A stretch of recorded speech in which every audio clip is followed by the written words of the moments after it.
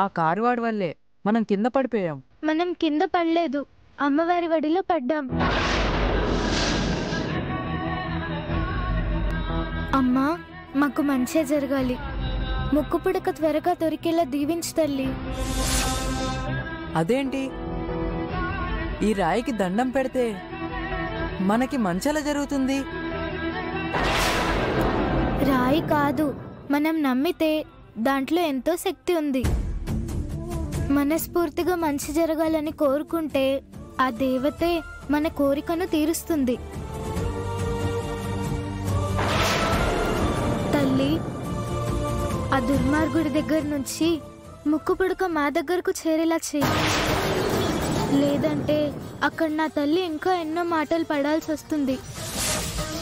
ముక్కు పుడకతో తిరిగి ఇంటికి వెళ్ళకపోతే నానమ్మ నన్ను ఇంకా అసహ్యించుకుంటుంది. దుష్ట శిక్షణ, శిష్ట రక్షణ జరగాలి కదమ్మా. మరి నీ కళ్ళ ముందు ఇంత ఘోరం జరుగుతుంటే ఎలా వేడుక చూడగలుగుతున్నావు? మా మీద దయ చూపించు, వాడి మీద నీ శక్తి చూపించు, నువ్వున్నావని నిరూపించు.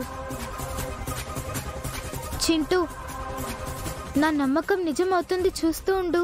అమ్మవారు మనకి న్యాయం చేస్తుంది.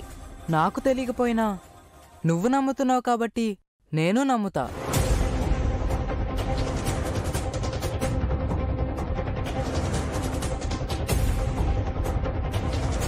ఆ కారువాడి ఎటెళ్ళాడో తెలీదు కదా, మనం వాడిని ఎలా వెతకాలి? మనం ప్రయత్నం చేద్దాం, ఆ అమ్మవారే దారి చూపిస్తుంది. ముందు వాడిని కనిపెడదాం, తర్వాత వాడి పని పడదాం. పద.